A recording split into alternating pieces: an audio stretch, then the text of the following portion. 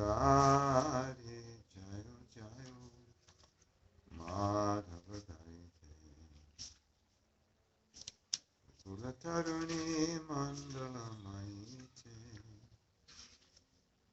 Kukulataruni Mandala Maite Radhe Jayo Jayo Madhava Garite. Welcome everyone. It is Kartik season 2016. We are broadcasting from Sridham Maya, Sri Vrindavan. We're going to go more depth into understanding the love of Yashoda. And there's a couple things about Yashoda's love. There's several things about Yashoda's love that are amazing that we may have not mentioned yet. One of the things is that there are various stages of love, of prema. Prema is love. And so when you get to prema, there's sneha, there's man, pranaya, rag, anurag, bhav, and mahabhav. All those stages exist in conjugal love. So Lord Chaitanya exhibited mahabhav, that's the highest state. Radharani exhibits mahabhav. But in Vatsalya, it only goes to bhava, not mahabhava. Right? And in Sakyaras, it only goes to anurag, anubhav, rag, anurag. And then in servitorship, it only goes to rag. And then in Shantaras, it only goes to pranaya.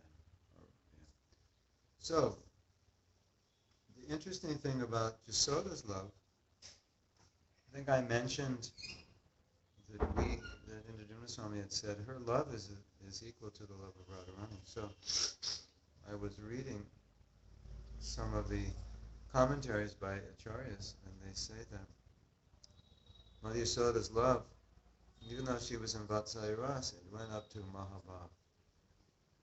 So that confirms Prabhupada's statement where Prabhupada said Mother Yashoda's love is as good as Radharani's love, or it's as deep, and it's great. And normally you would think, well, Gopi's love is greater than the mother's love. But Yashoda's love is equal. It goes up to Mahabhav. And then another amazing thing is that the gopis are glorified in the Bhagavatam. Nobody has the love for Krishna. No one has love for Krishna like the gopis. So they're considered there's a famous verse. No love can be conceived as high as the Brajabadus. Argena Chakalpita. Forget the whole verse. Anyway, we understand that. And then it said that the other rasas, even if you're in another rasa, the love of the gopis will nourish your rasa because it's so great. Right? Just like we could maybe give an analogy that if you're not expert at something, but you listen to or associate with someone who is, it'll nourish you. On whatever level you're on, you'll get nourished by someone who's higher. Right? So maybe you're not a professional. But if you watch the professional play, it'll nourish you on your level. Right? You won't be here, but it'll inspire you. So generally the idea is that the Madhurya Rasa, the love of the gopis, will inspire all the other rasas because it's the highest. And so this morning I read that Mother Yashoda's love is so deep that it will inspire those in Madhurya Rasa. Interesting, huh? Isn't it? Yeah. Sit on a cushion or a chair.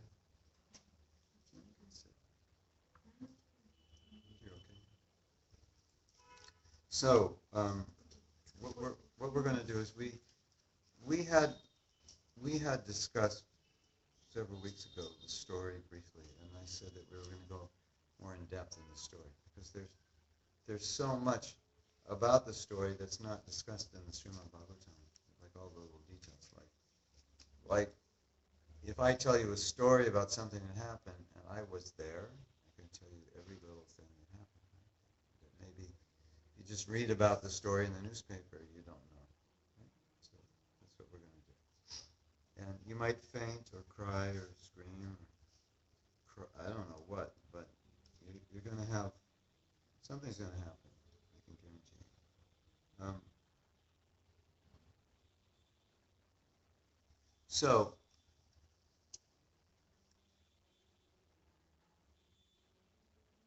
as you know, as you may or may not know, but Nanda Maharaj, he was the king of the cowherd men. So he was a Vaishya, but amongst the Vaishyas, he was king. So he had a palace.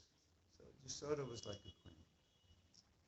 So she had many servants. So in this Leela, she's churning butter. And you think, well, why would, if you have servants, why would you churn butter? Yashoda was like, these servants, they're not so expert. And I want to get the best milk and make yogurt. She would churn butter from yogurt. And what she would do was she'd make the yogurt, get the best milk, which, depends what the cows eat, get the best cow, the best milk. Then you make yogurt. But then you always hear that Krishna was getting the yogurt out of clay pots, right? You know why they put them in clay pots? Because the clay soaks water. So like we make shrikand, the water soaks out, so the clay, it's like it makes it like shrikand, so really, really thick. I think any pot, any kind of clay pot will absorb the water. So she put yogurt in the clay pot, so it gets thick, thick, thick, thick. The best milk, best yogurt, thick, thick, thick. And then from that, she would churn that yogurt into butter. And the reason that she was doing it, and she wanted to make it really good, it's because she was thinking, Krishna doesn't like my yogurt and butter because he's stealing it from the neighbors. So I have to stop him from stealing. So that's how I'm going to stop him from stealing by making it myself.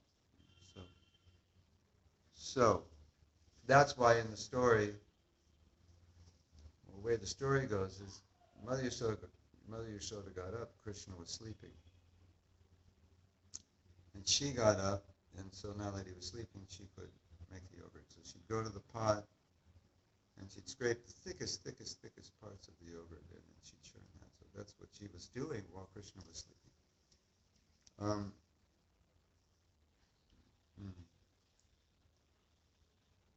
Okay, so now,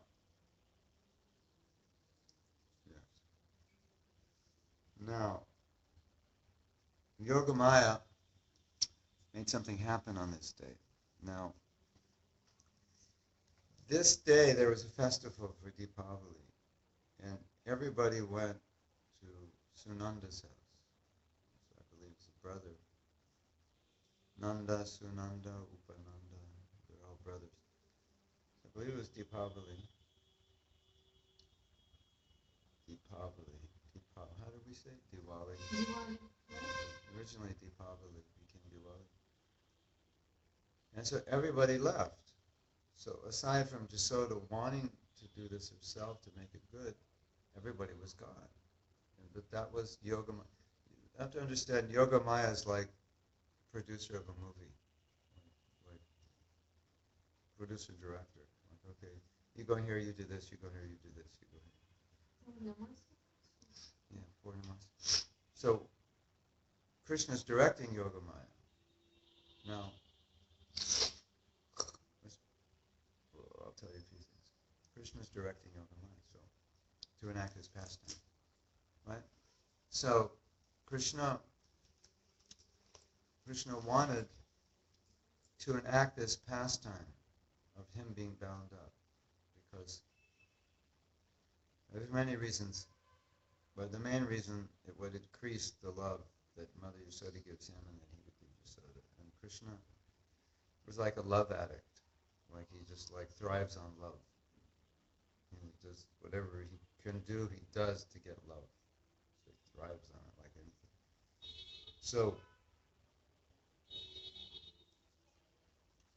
So he wanted this pastime to take place. And he was already arranging it all to happen in advance. But of course, Mother Yashoda doesn't know what's going to happen. So Krishna arranges on this day, this Leela will happen, and that everyone will go. And the reason is, she couldn't tie him up if everyone were there because they wouldn't allow it. And as soon as they'd see her tying him up, they would stop her. Or if she tried to tie it, if they didn't see her, she would come and untie. So he had arranged for everybody to go. The scene was set by Yogamaya. Now, it's another interesting point. The question comes up. If Krishna is conscious of this, that he's arranging it, then how can he enjoy the love of his mother if he knows that he's God? And inconceivable to us, what's happening is that simultaneously, not distinctly, like shifting from omniscience to forgetfulness, it's happening at the same time. That he's like remembering and forgetting according to the need. So he remembers when he has to direct Yogamaya, and he forgets to enact the loving pastime. So sometimes we question, and we had talked about this in another class, does Krishna forget that he's God in these Leelas and just think he's Mother Yashoda's son? And the answer is yes. But does he know he's God? How can he conduct the Leelas? He doesn't know. The answer is yes, he does know. Just something like that question, can God create a mountain that he can't lift? And the answer is yes. And then he can lift it also. So if he doesn't want to lift it, he can't. And if he decides he can lift it to prove that he's God or whatever, for whatever reason, then he'll lift it. So that's going on. There's some insider information. Okay. So what's happening is Yashoda's churning the butter, and she can see Krishna, and Krishna's sleeping. So she's churning, she's looking, right? And she was sitting on a choki, which is a little table. Sometimes you sit on the floor and you have a little table, and you eat on it, but also you can sit on it. So she was sitting down, she was churning. And then she'd go back to the bedroom to see if he was sleeping. She'd be going back and churning, going back and forth. And then, while she was churning, she would sing songs about Krishna's pastimes. Because to be Krishna, I don't know, if you've ever been in love, when you're in love, you can't not think of the person, like 24/7. That's all you think about. So you can imagine being in love with God, what that's like. So Yashoda always would think about Krishna and his pastimes. So she's churning the butter and she's singing these songs. And there's a song here, I'll sing one line for you. Gokulapati kulatikala tilakatam ashiha krita sukrita vraja rachita suprabraja Nayana Nandi Samiha. Sorry, I lost my voice yesterday. I don't know where it went, and I'm still looking for it. Somebody said when it's hot and you bathe and you take. I wrapped a turban of cold water, Radhakun water, and the devotee said, you'll probably get sick. Now weather changing and cold nights and many devotees sick. Anyway, O tilak ornament of Gokula's king's dynasty. Pouring delight into their eyes, you bring endless joy to the pious folk of Radha. So it's a whole song she's singing.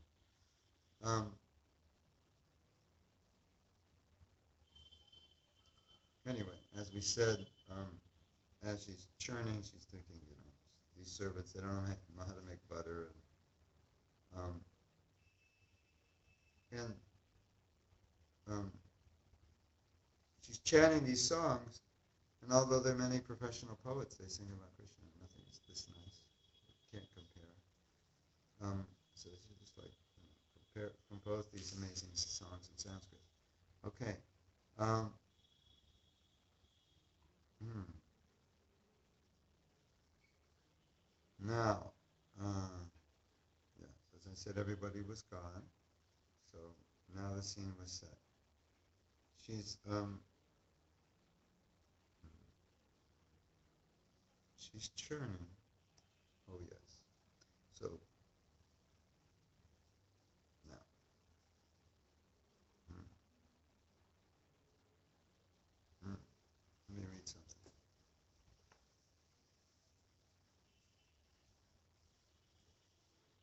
This is about Mother Yashoda's churning. It said her her force was neither physical nor mystical. It was the force of love, limitless love, and a force that vibrated along the churning rope.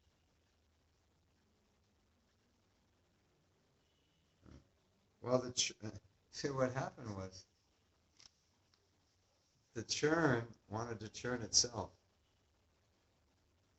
And Mother Yashoda wouldn't let it because it was the why you have to churn? I'll churn it for you. And so the Yashoda's saying, no, I'm churning it. It's like, sometimes devotees want to do service, and they fight for service. So the churning rod wanted to churn itself. Mm. Hmm. Well, Queen, let me do this, and you just sing to your son, because Yashoda was just singing all these songs. He said, you don't have to churn the butter. You can sing the songs.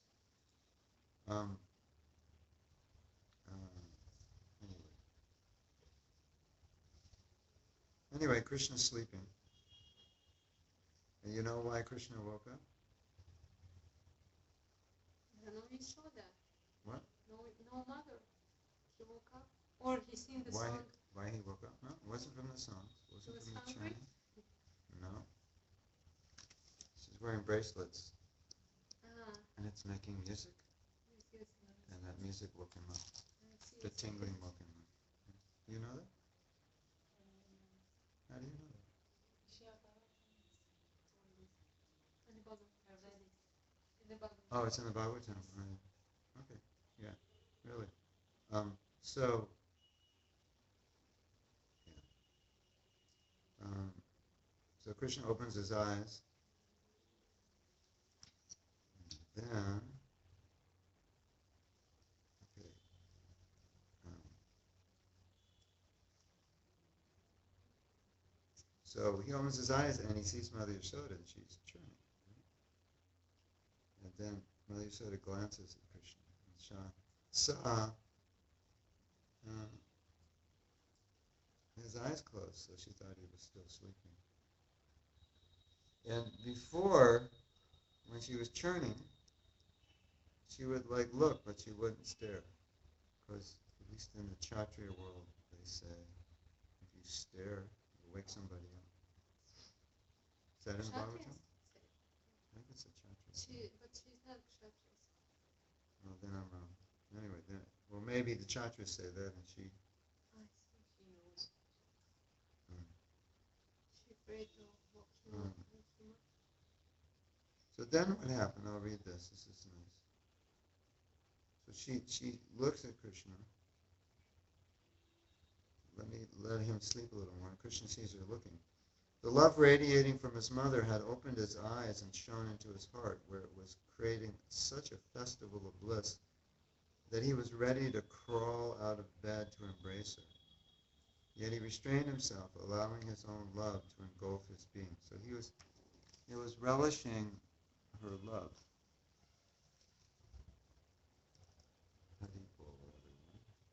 Okay. So what you learn from this story, one of the main things, is how much Krishna was relishing the love of his mother. At least it's being said here. But it's going to be described in many ways. So he didn't get up, and he just saw she's looking at him. And she has so much love, and he can feel it, and he's just basking in the love.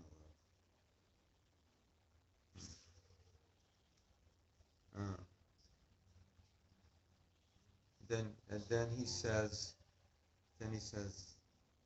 I must drink this nectar a little longer. And then she looks away, and then he opens his eyes.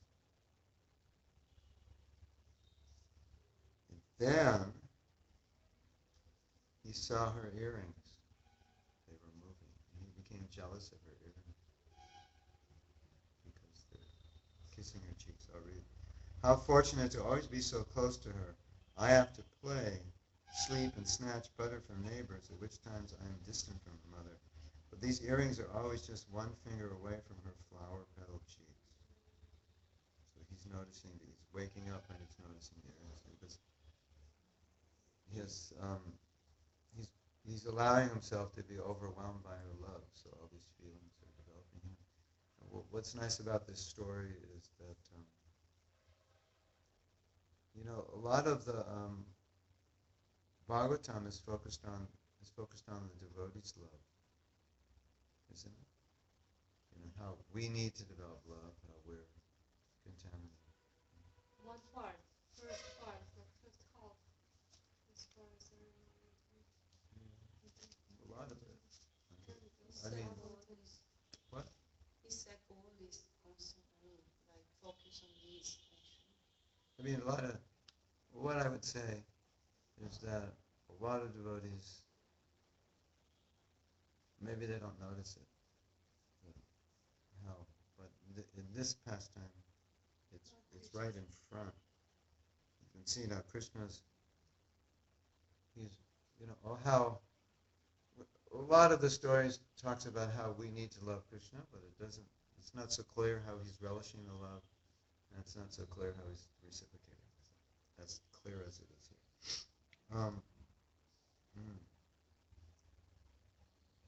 So written in the notes in the booklets at the end actually, the comments, the booklets. What about it? It's written this. Oh, this is all the Acharyas and many other books, not just Bhagavatam. Krishna, Gopal Champu, and Haribamsa and other books. Yes, everything about Damodar Lila, I think, that you could find anywhere else. No, I mean what you said about Srimad Bhagavatam, that is focused on this love. It's written in the No. That's just my observation. I wrote it. Oh, you read it? Yes. Yeah. Most devotees don't focus on how much Krishna loves the devotees, how much Krishna relishes love, but it's more focused on, I don't have love, isn't it? I need to love, I'm fallen, I don't have it. You hear all this, the humility of devotees. So we're focused on improving ourselves, but this story is inspiring because you understand how. I mean, we always hear that Krishna is satisfied by love, like whatever you offer with love. It's not what you offer, it's the love. But this story just like makes it really, really clear. And a lot of devotees say, I don't really know how to love. I don't know what love is. I'm so selfish. This story will show you what love is. It's just like it shows. There are parts of this pastime where Mother Yashoda is like, churning butter, and she describes that she's like sweating. But every drop of perspiration is for Krishna, and every drop of perspiration is the offering of love for Krishna. So she wouldn't even perspire if it wasn't for Krishna. So it's like every thought, every breath, every drop of perspiration, every movement is all out of love for Krishna. Because there's nothing but love for Krishna. And so we get a glimpse of what love is.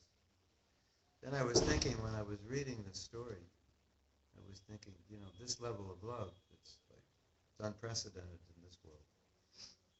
And that when a devotee, and we don't have much love because we've been conditioned to think of ourselves, and even when we have love, it's very conditional. It's like, well, I've given you so much, so when are you giving back? You know, like what time do you give it back? I don't know if I can give any more unless you give it back, isn't it? You know, or like, okay, I've had it with you. I tried to love you, but you're like too hard to love. You know, I was going to write a song. You make it so hard to love you. You know, it's like I give you everything, and you're just like, you know, cheat on me or whatever.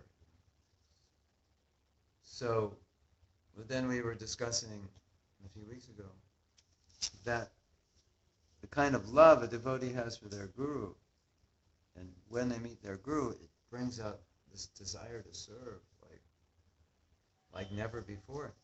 You get your first glimpse of love, of what love is, when you meet your spiritual master, because it's like it's not.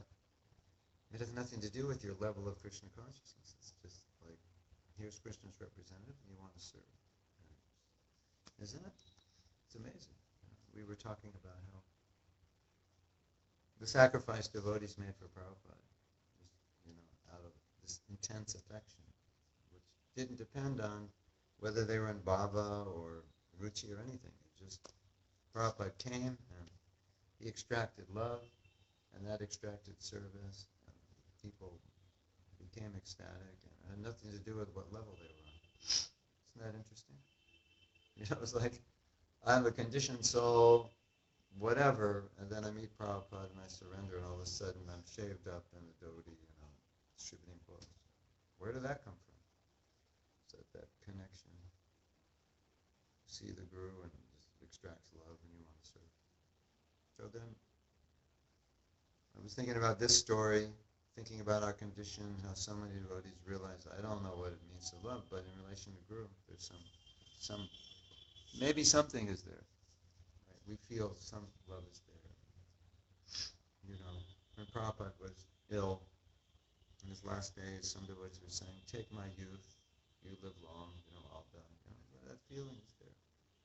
Just to give yourself, that's what love is. You give yourself totally, isn't it? So sometimes devotees wonder, how could such young devotees have so much surrender? Because there was so much love. And that surrender wasn't about being a devotee for a year or 5 or 25. You can be a devotee for 50 and be selfish. And the devotee off the street comes, meets Prabhupada, and gives themselves. Obviously it's not that they're matured to the level of a 50-year-old, but at the same time, by that mercy, Krishna's arrangement, the guru just you just want to sacrifice. We all like, how did we leave our parents, our families? Prabhupada was like our father. We walked out and everything. Amazing, right? It seems to be amazing, but it's because of love. Here, leave ISKCON. I'll give you $1 million. No, keep your $1 million. I have Prabhupada. I can't give up his service. No, we'll take million and come back. We use it for Prabhupada service. Why not? It's Prabhupada. Thank you. Yeah.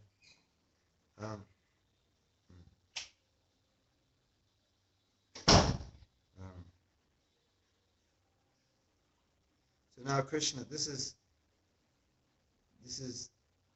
Krishna. He's relishing love, and part of love is separation. So he's feeling these feelings of separation. Saying, I go out and go to other places to get my butter, and I'm separated from Yashoda, and the earrings are always on. So it's separation that he's going through. And now he's going through the same thing with the bangles. So this is what he's saying about the bangles. What austerities did you perform to grace the bud-like hands that can thrill me so much with their touch?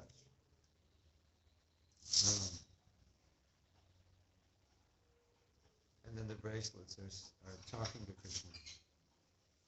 We come from the Chintamani soil, where touchstones seek to fulfill their own desires by your mother's slightest touch. Come, share that touch with us. Surely every atom of your being craves for it. Again, Krishna resisted. Although the bangles were right, and his senses cried out, "Please be kind." But the vision before his eyes filled with him with another more intense ecstasy, the ecstasy of separation, and he whispered, "O senses, relish the experience of this indescribable beauty, love and devotion." So he was just cultivating separation. He was talking to the earrings, talking to the bangles, like Radharani talks to a bumblebee. It's just, it's kind of divine madness of love. That's more relishable. And if you're not separated, you don't relish the meeting so much. So the separation increases the relish of the meeting, but the separation increases the bliss and the relish anyway. So Yashoda didn't know Krishna was awake, so she kept churning. And all of a sudden, Krishna came up and started grabbing on the rope. He was hungry. She didn't really understand it right away, so she's churning and he's holding on. So after a while, she kind of understood. But what the acharyas say, it's not that Krishna was hungry. He was hungry for her love, and her love manifests in her milk. So it's not like he's hungry like an ordinary person. So this is interesting. So Krishna's hungry for his devotees' love. And if I don't have love, how will I satisfy his hunger? Right? You look depressed now. Anyway, it's a nice meditation that Krishna's hungry for our love. And, we all have that love, and it's just a matter of giving it. But anyway, this pastime shows that he's not hungry for the breast milk. He's hungry for the love that comes. So Yashoda, as you know, she picks up Krishna, and she feeds him with her milk. Now, something else interesting was happening. This is really interesting.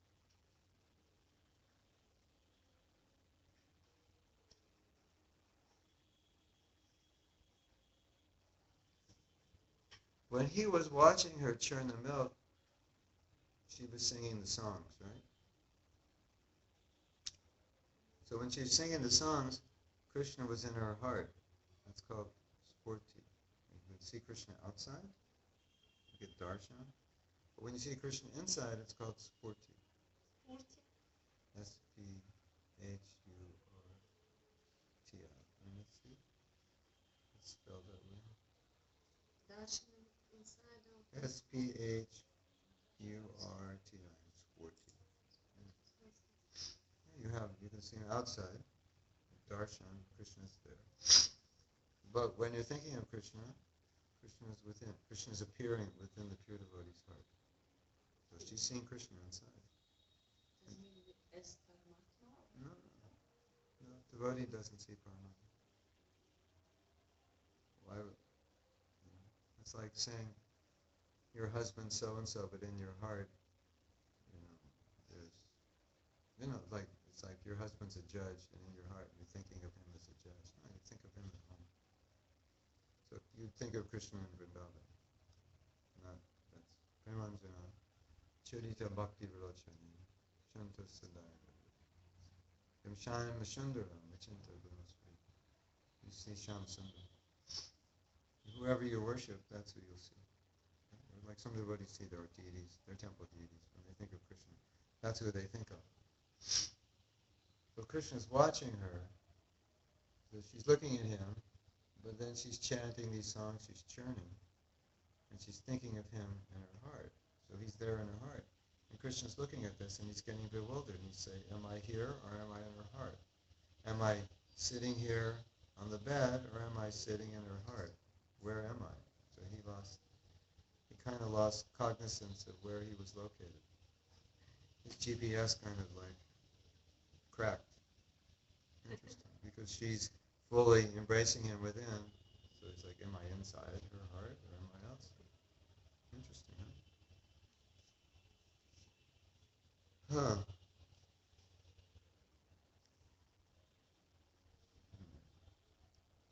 So she's singing, and her bhava, her emotion is just increasing.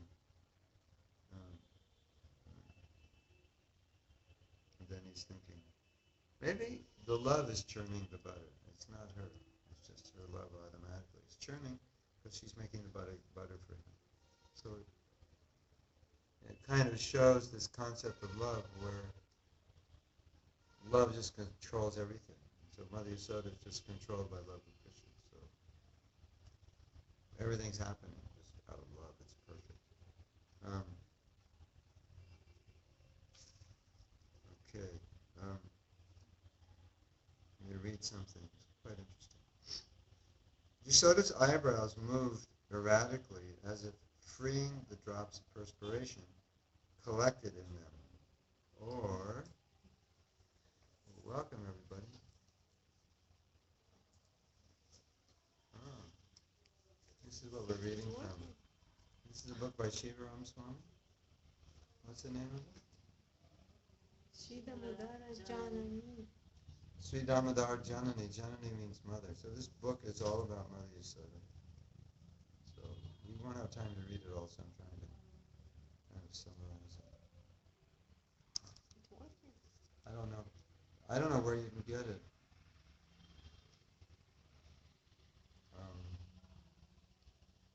Can you get it in Vrindavan? Yeah, it's in the like table with Oh, these so it's books. available. Yes, it should be available everywhere. Mm. There it is. I was in London and I saw an ad on the door at Bhaktivinoda Manor, and I said, oh, I really want to get this book because I'll be in Vrindavan for Kartika. And then I was staying at a devotee's home, and she's a disciple of Shivaram Swami. And then I said, do you know where I can get the book? And she said, yeah, I have a copy for you. I bought one for you. Okay. Krishna is like, this was like transcendental. So we're talking about Mother Yashoda has perspiration on her eyebrows and she's moving this way and that way. These movements were symptoms of ecstasies and ever-fresh delight at Krishna's sports. And as with all her characteristics, they further enhanced her beauty. So she's moving this way and that way, perspiration. It's all being enacted by love, just like an ordinary person. Why do they do anything? Because they're thinking about themselves. Why do you go here or there, eat this or that, do this or that? It's what's enacted by lust, basically, or greed or envy or whatever.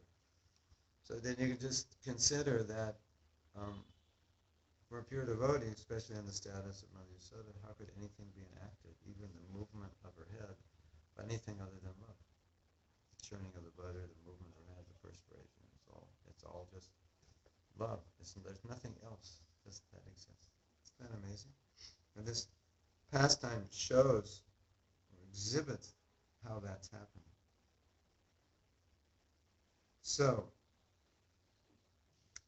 he saw his mother's weariness, her determination to please him, her love issuing from an unmatched beauty, her regal attire askew, and her relentless symptoms of ecstasy highlighted by the love milk dripping from her breast. He didn't have to suck her breast, it was just like flooding out. Unable to tolerate the distance between them, driven by the desire to show his love for her, and desirous to drink her breast milk, Krishna sat up, with tears flowing from his eyes, issued a stream of crying sounds, calling Mother, Mother. So now, they're not very far, but that little distance, Krishna's experiencing separation from his mother. But as we said before, he allowed that separation momentarily because he wanted to relish it. So now he can't. It's too intense. Separation, and now he gets up and he starts crying for his mother. And then it shakes Mother Yashoda out of her samadhi. And then,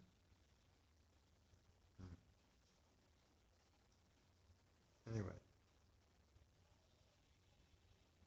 while coming to her external senses, Yashoda still remained captivated by the pastime song. So she's internally absorbed now.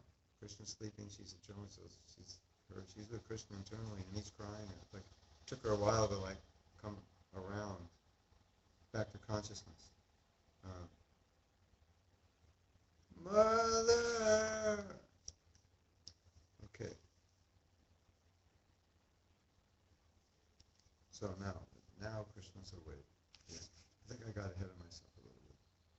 Um,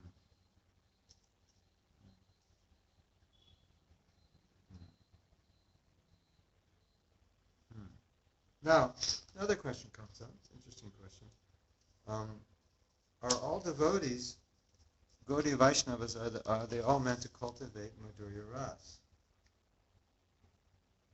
And some devotees will say, yes. Some devotees will say, we're all in Madhurya Ras. And I just wanted to Manjari Bhav, and I just wanted to read something which indicates from Prabhupada that we may be in another rasa. Prabhupada says,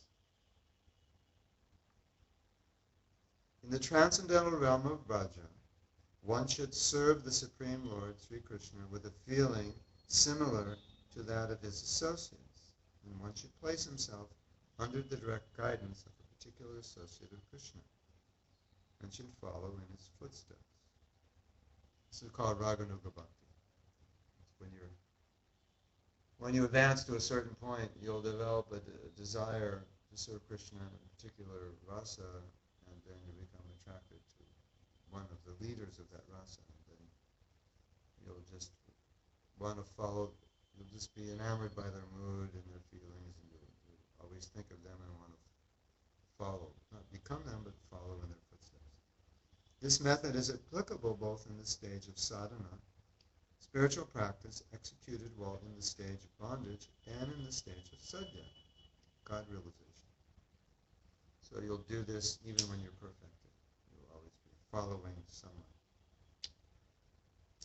In his purport, Prabhupada suggests that this description of Mother Yashoda, her features, love, and activities, serve as an impetus for devotees who wish to develop love for Krishna in the parental mood.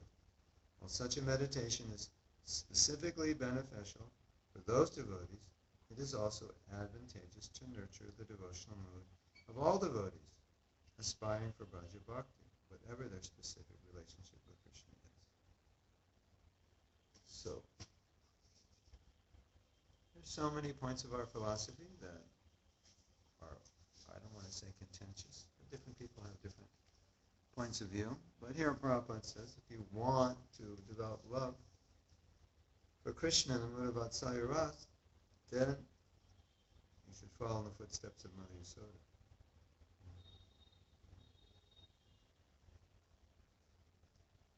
Is that okay? You don't like it? You think it's all Gopi Bhav? No, I just don't feel that I want to have a child in my life, so I don't feel this rasa so much. But it's interesting to listen. Maybe I can get the taste through the listening. No, but here it says that. But that's material.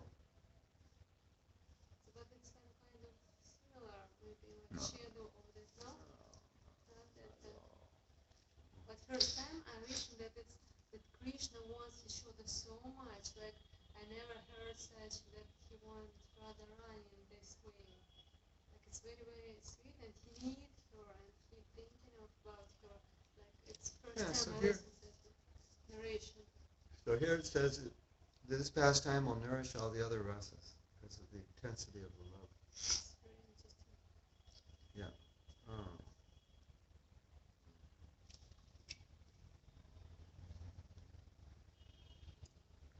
If you want to understand Damodar Leela, read this book.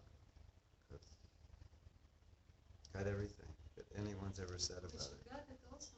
What? We should get it also. Yeah, You you recommend can. it? It's Yeah.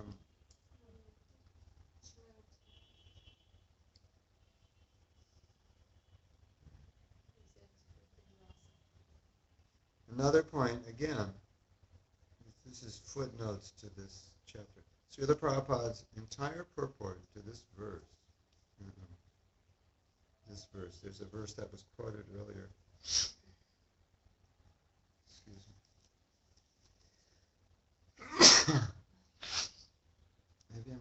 to the dust of Vrindavan. So the Bhagavatam's entire purport of this verse is to emphasize that this description of or meditation on Mother Yashoda is specifically included in the Bhagavatam to facilitate those advanced devotees who aspire for perfection in the maternal or parental mode. But generally, the inclination to serve Krishna in a particular way will come in a more purified state. And, just like a brahmachari might say, well, I don't really like women, and I couldn't imagine being a woman, so I'll be a coward. Doesn't indicate that that's what he is. Or someone might say, I really like women, so I must be a gopi. But no, it doesn't mean No, it means you're a debauchee. Maybe. Could be. In the process of remembering Mother Yashoda's dress, churning, labor, and so on, one should not try to identify with her. As in many places in his books, Prabhupada warns that this kind of aspiration is an impersonal one. Will not lead to the perfection. One should aspire to be a servant, associate, or follower of Mother Yashoda with a form, mood, and love similar to hers, but not hers. So I'd like to have her love, but I can't be her.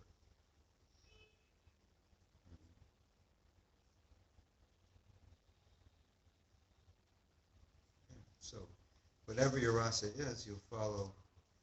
Like if you're in Sakya Ras, or you're aspiring for Sakya Ras, then you follow Subal. But anyway, these are, most of you don't have to worry about it. So, yeah, I don't know. It's not. I've only got 20% left. Oh, we only have 10 minutes or so. Yeah. It's common knowledge amongst the Shastras that to stare at a sleeping enemy is to arouse him. Therefore, aside from sidelong glances, it is not advisable to stare at a person who does not want to wake. Or you don't want to wake up your enemy, don't stare at him. It's the same with monkeys. Yeah, never direct. They take it as a challenge.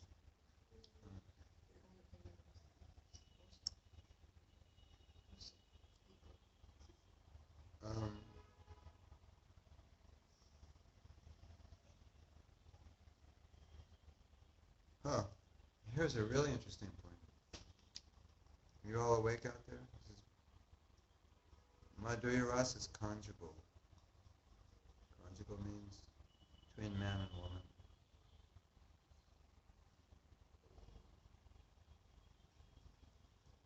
Madhurya means sweet. Madhu means sweet. Everything Rosio, Lucio, Eddie, everything in this world is a perverted reflection of the love between Radha and Krishna. So when it perverts, it becomes lust. And so we're trying to develop love. And love is not easy. Is it? Just like man and woman try to live together and love one another. That's not easy. And they're supposed to love one another. At least they think they are. And even that's difficult. First 7 years. They think they are first 7 years. 7 years. I mean, it's hard. Not all, but some do it well. But even as devotees, we're challenged. And we're supposed to love. So you realize that. So I really know how to love. It's mixed with the modes of nature. So Radha and Krishna, all his leelas, then you see what love is. And then you develop a desire to love like that. And then as you advance, that love will develop. Hopefully. Yeah. Here's an interesting one. In the Brahma Samhita, as you know, it says Krishna can perform any function of any sense with any sense. So he can eat with his eyes. He can hear with his nose. What else? Why they mention that? What does it mean? For how to apply it? Like Krishna. When you offer him prasadam, he looks at it. That's how he eats. Well, it's not a material body. It doesn't have to eat with his mouth. As we said, Krishna's eating the love, so he can feel the love through his eyes. Anyway, it's the nature of the transcendental body. But here it says the devotee also has that. Did you know that? Pure devotees, when empowered by divine love, also have a similar, albeit more limited, ability. That is because prema is the essence of the Lord's personal potency, and it enables devotees to display some of Krishna's inconceivable powers to limited degrees. Another example is the Lord's associates, like the Lord himself, expand into multiple forms which may look and act differently. Sometimes say so-and-so is a partial expansion of this devotee. So like Krishna, they expand, and like Krishna, their senses can interact, because here it said that's a symptom of love, of prema. Interesting. Anyway, it just shows you the nature of prema. All of this is transcendental. We're like so conditioned to see everything from our perspective and our experience. So hearing these pastimes gives you a whole different view of what reality. Otherwise, you have to imagine what reality is according to your experience. I can't eat with my eyes. I try to. I lose weight. I don't get fat if I eat with my eyes. I recommend people eat more with their eyes than with their tongue. It's healthier. As soon as you go in Prabhupada's room, they offer you prasadam. And I'll say, I'll just eat it with my eyes.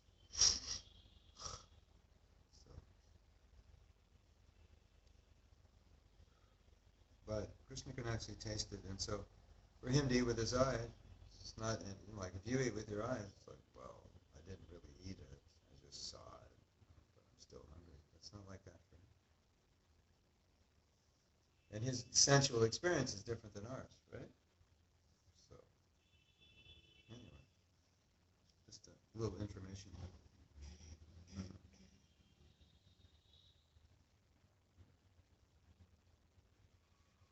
Now, who knows what color Mother Yashoda is?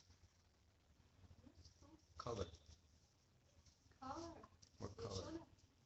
Golden color. No? You don't know what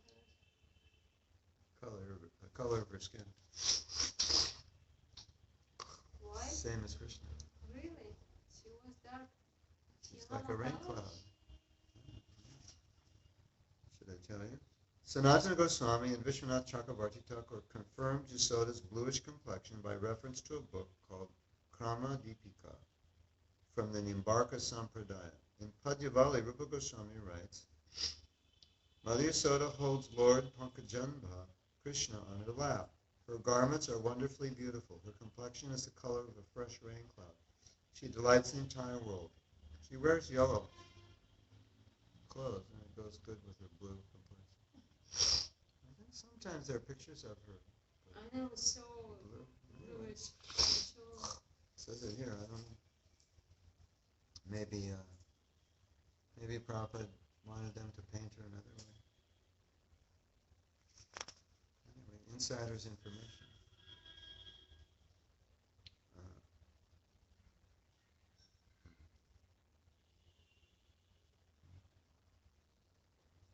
So we were talking about sporty. I know this is kind of like elevated for some of you, but as I always say, if you don't understand it, it's fine. Because by not understanding it, the thing you understand is that you don't understand. And to understand that you don't understand is to understand you got a long way to go before you can understand. And it might inspire you. It's like, I don't even understand this. Well, then it'll inspire you to become more Krishna conscious so you can understand it. Does that make sense?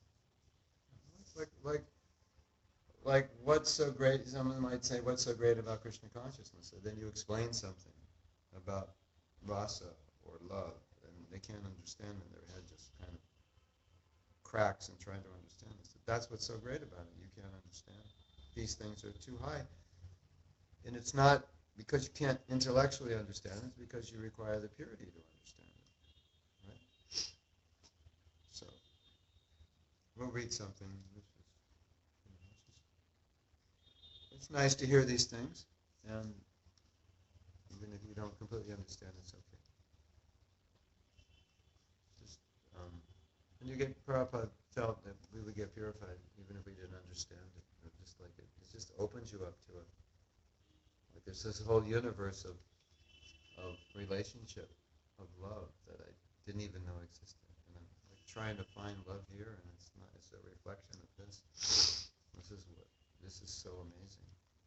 So we were talking about sporti and darshan.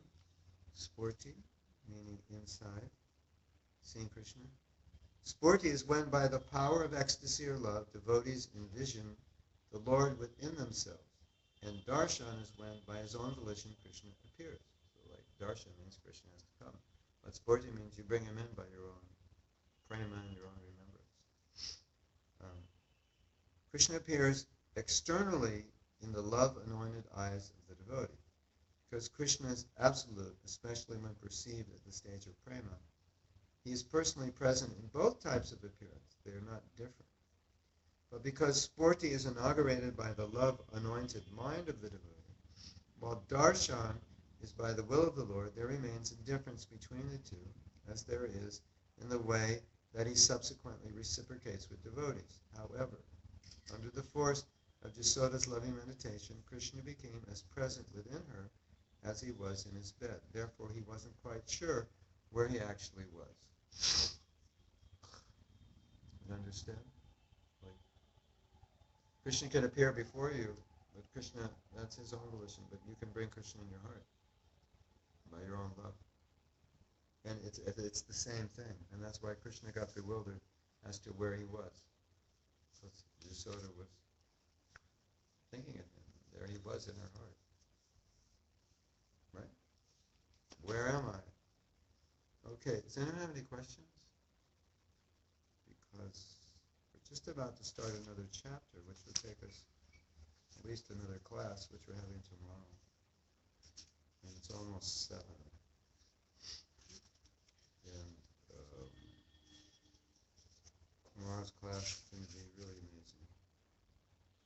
I mean, we learned a few interesting things, but...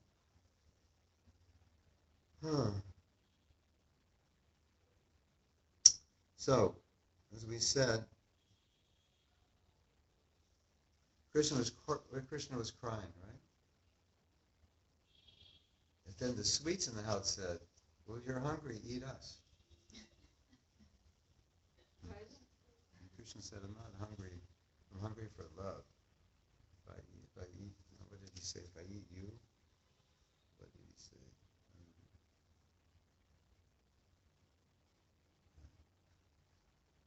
Mandara, Ladu said, oh, little boy, if you're hungry, eat me.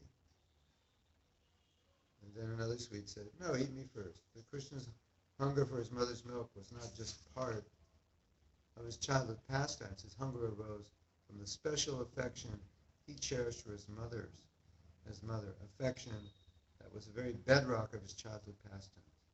And in the way that hunger becomes intolerable for one who has not eaten, Krishna's yearning for his mother's love milk became unbearable. So that's why Krishna was crying. It wasn't out of hunger. He was crying for his love, and he was feeling separated. Did you know that? You know it now.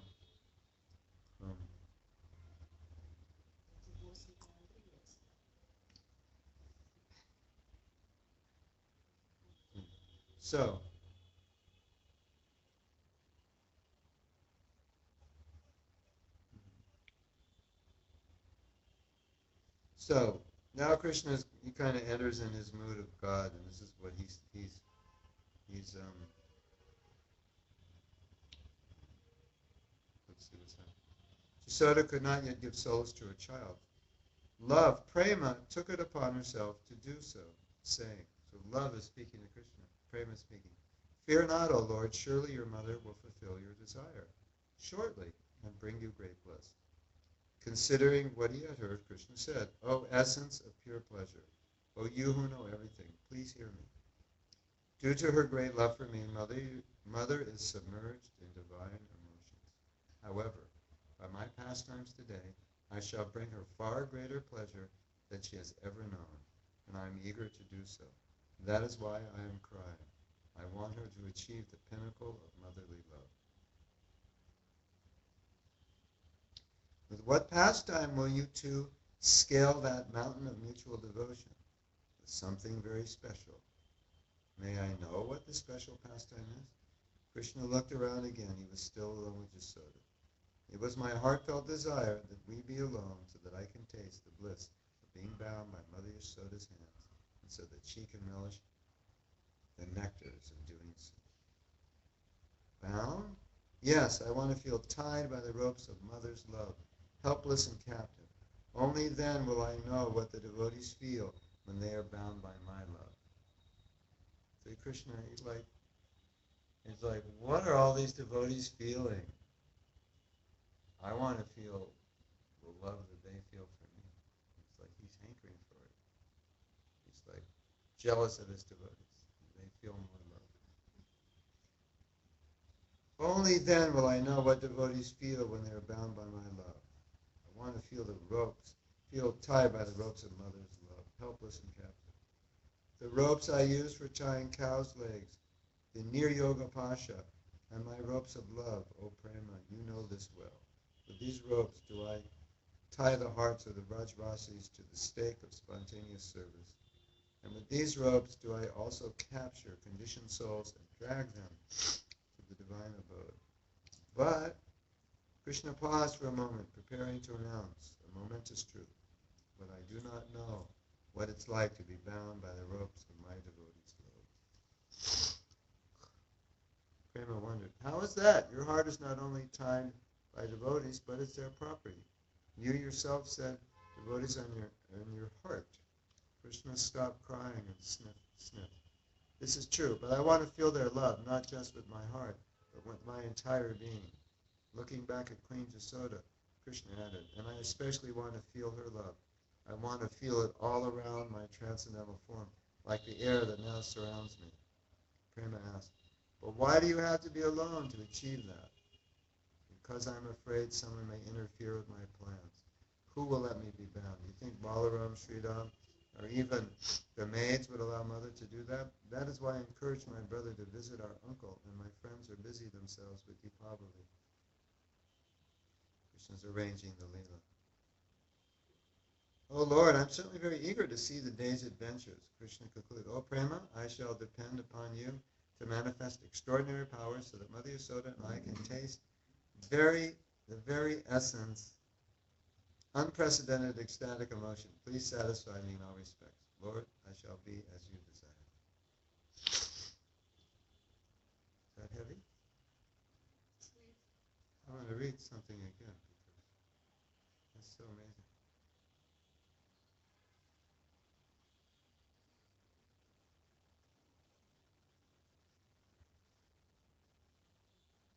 I want to feel their love, not just with my heart, but with my entire being.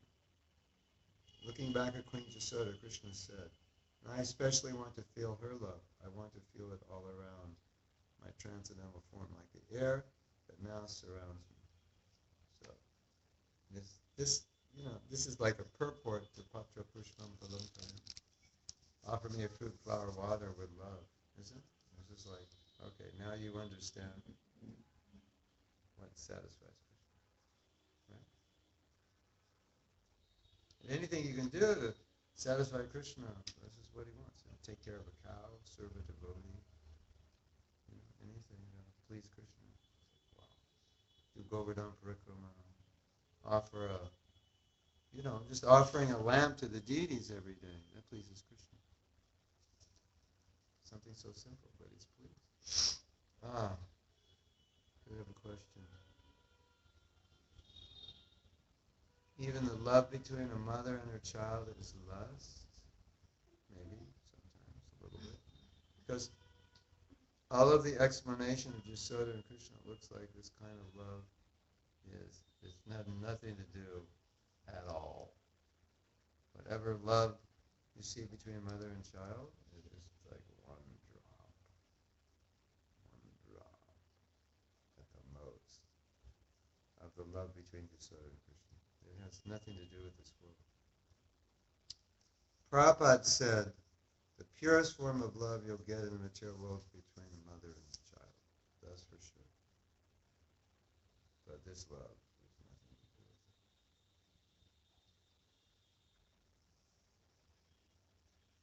it. You have a child, and you're separated, and the child's going crazy in separation, and the child's in your heart, that's all you can think about, and every move you make, and not to that degree. It's not possible because, however attractive you are to your child, Krishna is so much more attractive, so you can just multiply it, right? But I don't understand it so well now because when I see, love between mothers and children, there's always there like this is mine, and there's something like wishes, mothers' wishes put inside or everywhere. Oh, she's similar to my face. She acts like me. Always like this, So What is that? that is like love is so impure anyway because it's because it's my child. Always there, my child. Also, sometimes parents don't like it when their kids do something that makes the kids happy but doesn't make the parents happy. Mother Yashoda's not like that. That's not pure love. Anyway, well, Prabhupada's point was it's the closest thing you're going to get in the material world.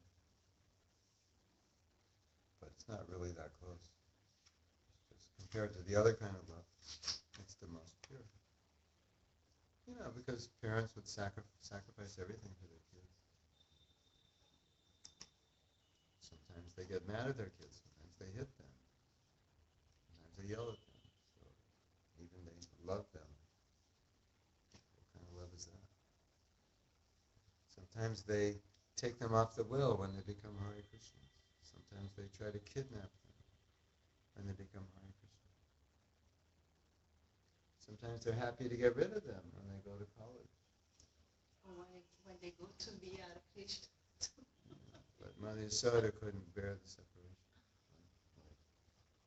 The thing is, once you understand the nature of transcendental love, then you'll understand the reflection of it in this world, how it manifests.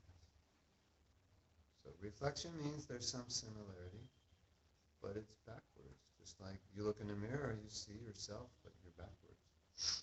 So it looks the same, but it's backwards. And the more you understand Yashoda's love for Krishna, then you'll understand the difference. That's what this pastime helps us. Okay, so we'll end here. And then we'll have class tomorrow, same time. Prabhupada ki